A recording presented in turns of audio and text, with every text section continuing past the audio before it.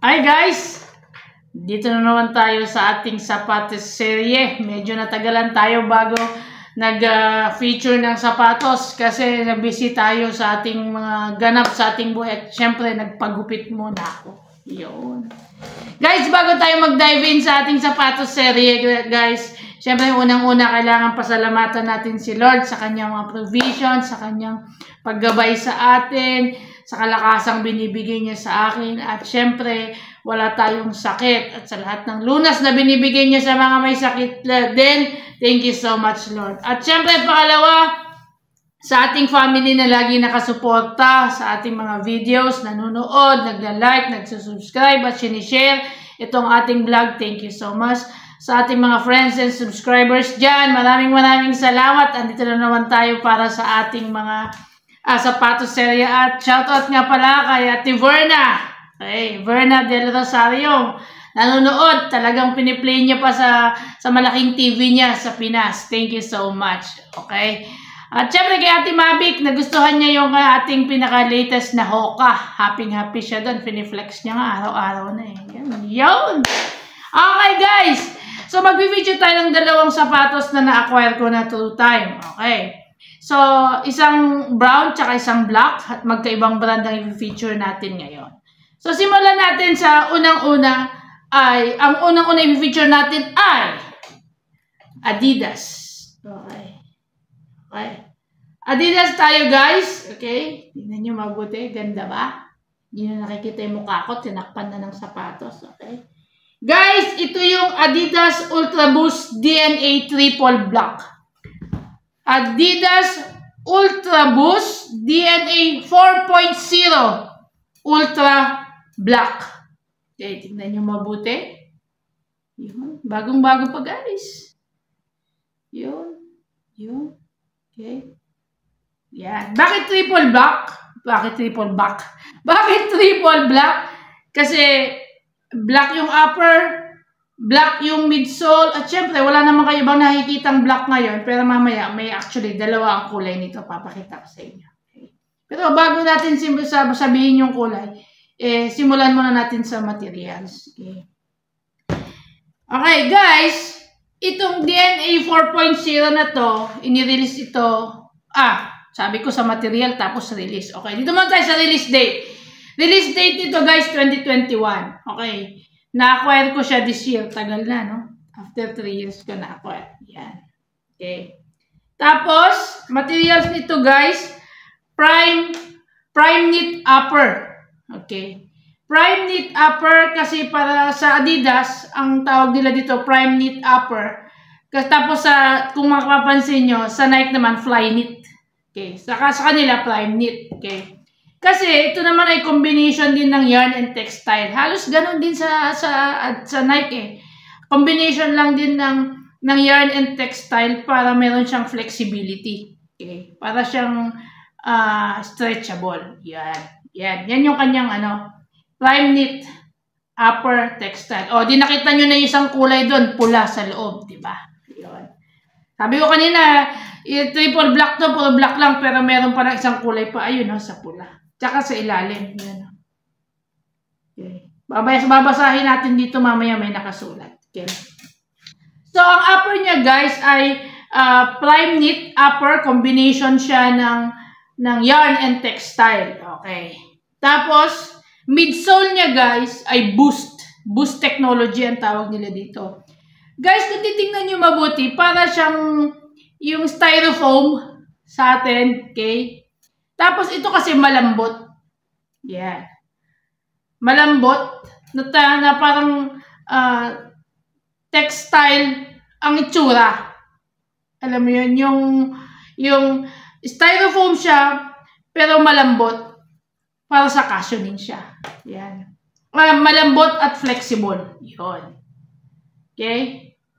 Yan. Tapos, ang rubber na ginamit niya guys, ay alam niyo yung Continental na rubber, yung ginagamit sa gulong, brand ng gulong. Yan, nakalagay yun. Continental. Yan. Ganda ng ilalim, Yan. So basically, kung titingnan nyo, may tatlong kulay ito. White, red, and black. Yan. So, makikita nyo yung boost technology sa ilalim. So, yung parang boost technology, yung malambot. Okay, para kayo ay bouncy. Yan. Yan. Kung napanood nyo yung isang video ko about sa DNA, U-bounce. Halos ganito ang pormahan nun eh. Okay. Pero, ang kaibahan nun kasi, hindi siya pareho ng upper. Yeah, hindi siya pareho ng upper. Okay. Tapos, syempre, ang kanyang heel stabilizer, ito yung TPU cage na sinasabi, tapos in-extend dito sa sides na to, sa side na to, para yun yung nagpapakita ng 3 stripes ng Adidas. Okay. Yung TPU cage niya, in-integrate nila yung 3 stripes. Yan. Itong klase na sapatos na to guys, katulad ng Air Max 270 at saka yung U-Bounce na finito natin, sock type. Okay. Ito yung tuloy-tuloy lang. Wala siyang tang. May tang siya pero hindi siya yung nagagalaw. Tapos nilagyan nila ng lacing, nakasama yung TPU cage niya, na integrate nila to. Yun. Para yun lang sa additional na tawag dito pagsikip o pagluwag mo dito. Kasi sock type ito eh, para meron siyang snug fit. Yun. So, similar ito sa Air Max 270 nga na sinasabi ko na sock type, okay? Yung may mga snug fit siya. Yun. Tapos, ano pa? Ano ang features nito? Guys, ito, napaka-comfortable siya. Bouncy, lightweight, at saka breathable. Yan. Oh. So guys, ito yung ating sapatos na DNA Ultra Boost Triple Black. Okay. So ito yon. So next naman guys. Okay. So nakita nyo na ang ating DNA Ultra Boost. Okay. Tapos ang isusunod naman natin ay Air Force 1. Okay. Air Force 1 Elevate LV8. Okay. LV8. Tingnan nyo mabuti. Yan. Yan. Yun.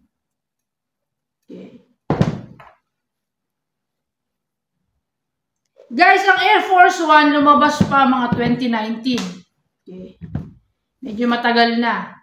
Pero syempre, ang dami nilang ginawang mga kulay, tapos design, at iba-iba. Pero basically, ang parang sumikat na Air Force 1 ay yung white color actually. Di ako bumili ng white color kasi madumihin yung para sa akin. Pero ito, ang nagustuhan ko ito. Actually, ang tawag nila dito ay Air Force 1 Elevate with color. Yan. Kasi, ang color nga niya ay wheat, pero kung titignan natin, ang tawag din natin dito ay brown. Yan. Tapos, ang nagustuhan ko dito, yung kanyang pagiging sleek and stylish. Okay. Tapos, syempre, ang midsole na niya, at saka hanggang, outer sole niya, rubber na. Yan. Yan o. Tignan nyo guys, nagamit ko na to, pero bago pa. Hindi dumi yung nakikita yung itim dun Support yun sa loob. Okay? Yan. Nagamit ko na siguro ito mga 2 o 3 beses. Yan. So ito, perfect ito para sa everyday wear nyo. Okay? Yan. So, tapos, syempre, pag nakita nyo, materials nito, suede leather. Okay? Sabi nila to, premium leather daw ito. Itong ginamit dito. Tapos, yung swoosh niya, okay, synthetic leather, nakatahi up to sa kanyang heel notch. Tapos nakikita niyo yung Nike Air doon, may swish din doon. Ito naman embroidered na siya. Okay, embroidered na dito. Tapos meron siyang dito sa kanyang collar lining. Okay, itong collar tinatawag textile naman ang ginamit na sinuportahan nila ng foam. Yan. Tapos ang tang niya, hindi siya gasseted, okay? Yan. Pero may dalawang support. Yung ibang mga tang guys, meron siyang ano dito, lagayan ng sintas. So may kasama siyang support dito tsaka sa gitna. Pero ito naman, nasa gitna tsaka taas na. Okay. Tapos, ang kanyang eyelets, madami, of course. Tapos, yung kanyang eyelet stabilizer niya, o kaya tahi, dun sa eyelets niya, ay leather na ang material niya. Okay. Meron dito sa bandang size nito na malapit sa tang niya, nilagyan nila ng additional reinforcement na foam. Yan. So ito, para sa akin, medyo matigas. Kasi ginamit ko na ito ng 2 beses. Medyo matigas siya. Kapag kukuha kayo ng size nyo ng ganito guys, huwag yung saktong-sakto lang. Kasi leather ito, medyo mainit. Okay? Medyo mainit, kailangan nakakahinga yung paa nyo. Unlike dito sa ating DNA 4.0 na Ultra Boost, yarn ito and combination ng textile, makikita nyo pa lang, nag-expand siya, kumbaga breathable siya, kasi ito parang stretchable siya. Yan. Tsaka kung ako tatanungin nyo kung alin ang gusto ko sa dalawa na to, ito kasi pang forma talaga. Iba ang dating nito. Okay. Iba ang dating nito. Pwede nyo gamitin ito all black, tapos nakaganito kayo, kitang-kita ito. Yan. Tapos ito, sinusuot ko naman siya. Naka-all black din ako minsan. No? All the way black. Pero minsan, tinatapatan ko ng white na shirt. Yan. O kaya light colored na shirt. Kasi sabi nila, pagka nagdadamit daw, dapat light, dark, or dark, light. Parang gano'n. O kaya sandwich. Yun. So kung papipiliin nyo ako between the two guys, actually, kung ako ay naglalakad-lakad sa mall, yung palakad-lakad ako sa mall, at saka yung ito ang gagamitin ko. Actually, magkaiba naman kasi ng purpose ito. Ito kasi running shoes ito. Ito everyday shoes. Okay, pang everyday shoe ito. Yan. Okay, pang pormahan ito. Actually, medyo pang teenager ang dating ito. Ito naman, pang workout nyo, running and everything. Yan.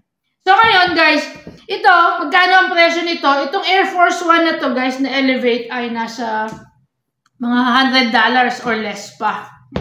Actually, ito mas mahal. Okay. Mas mahal ito. Minsan, pero nakuha ko lang ito ng murang-mura. Nagkalat lang, di nila pinapansin. Di sinukat ko kasya. Yun. Pero ngayon to guys, kung bibili nyo, nasa mga $200 pa nga ito. Minsan, nakita ko pa nga ito sa ibang mga website. Binibid pa ito Ito. Okay.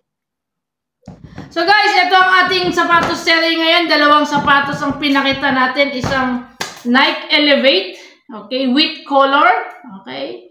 Combination daw siya kasi ng brown and rubber with color, okay. Wala siyang halos ibang kulay kundi yun lang, brown. Okay.